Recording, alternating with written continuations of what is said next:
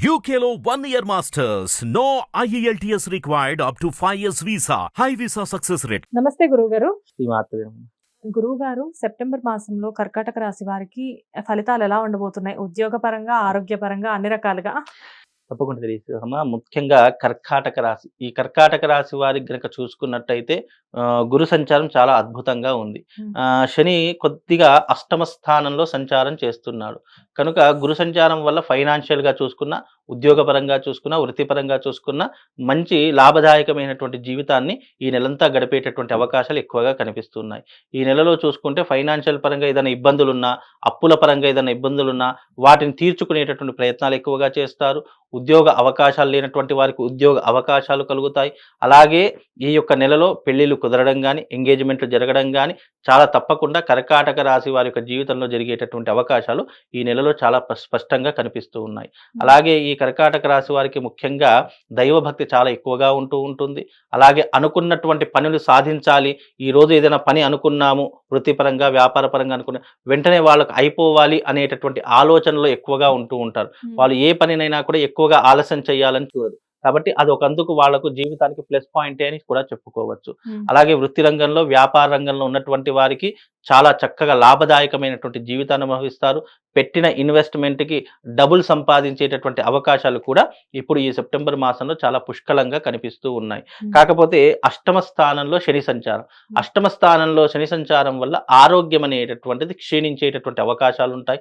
ముఖ్యంగా కొత్త జబ్బులు రావడం కానీ, లేదా జ్వర సమస్యలు రావడం కానీ, లేదా మానసిక పరంగా, శారీరక పరంగా కొన్ని ఇబ్బందులు రావడం అనేటటువంటిది జరుగుతూ ఉంటుంది. కాబట్టి కొంచెం జాగ్రత్తగా ఉండండి. అంటే శరీరం పట్ల మీరు ఎక్కువగా శ్రద్ధ చూపించాలి. ఎందుకంటే మనం తీసుకునే ఫుడ్ ద్వారా కానివ్వండి, లేదా మనం తాగేటటువంటి నీటి ద్వారా కానీ ఎక్కువగా ఇబ్బందులు వచ్చేటటువంటి అవకాశం ఉంటుంది. అది కొద్దిగా చూసుకునే ప్రయత్నం చేయండి. అలాగే శని బాగా లేకపోతే జాతకంలో రోడ్డు ప్రమాదాలు జరిగే అవకాశాలు ఎక్కువగా ఉంటాయి. ప్రాణానికి నష్టంగా ఉండేటటువంటి అవకాశాలు ఎక్కువగా ఉంటాయి. మనం సంపాదించిందంతా హాస్పిటల్కు ఎక్కువగా ఖర్చు పెట్టేటటువంటి అవకాశాలు ఎక్కువగా ఉంటాయి. కనుక ఇలాంటివి కాస్త జాగ్రత్తగా ఉండండి. వాహనాలు నడిపించేటప్పుడు జాగ్రత్తగా ఉండండి. రోడ్డు మీద నడుచుకుని వెళ్ళేటప్పుడు కూడా జాగ్రత్తగా ఉండాలి. ఎందుకంటే శని కర్మకారకుడు కాబట్టి మనకు జీవితంలో అనుకోనటువంటి సంఘటనలు అంటే అకస్మాత్తుగా జరిగిపోతూ ఉంటాయి. అంటే మనకు తెలియకుండానే, అయ్యో నాకు తెలియకుండానే ఈ రకమైనటువంటి ఘోర ప్రమాదం జరిగిందే అని చెప్పి మనకు తెలియకుండా ఎన్నో రకాలైన ఇబ్బందులు జరుగుతాయి. కాబట్టి అష్టమ స్థానంలో శని సంచారం ఆరోగ్య నాశనం అని చెప్పడం జరిగింది. కనుక ఆరోగ్యం పట్ల శ్రద్ధ చూపించండి. మిగతాదంతా కూడా బాగా ఫైనాన్షియల్ పరంగా బాగానే ఉంటుంది. అలాగే వృత్తిరీత్యా, వ్యాపారరీత్యా అన్ని రకాల బాగానే ఉంటుంది. కాకపోతే ఆరోగ్యరీత్యా కాస్త శ్రద్ధగా ఉంటే సరిపోతుందమ్మా. గురుగారు, ఈ రాశి వారు ఏ దేవి ఉపాసన చేస్తే పరిష్కారాలు ఎక్కువగా ఉంటాయి?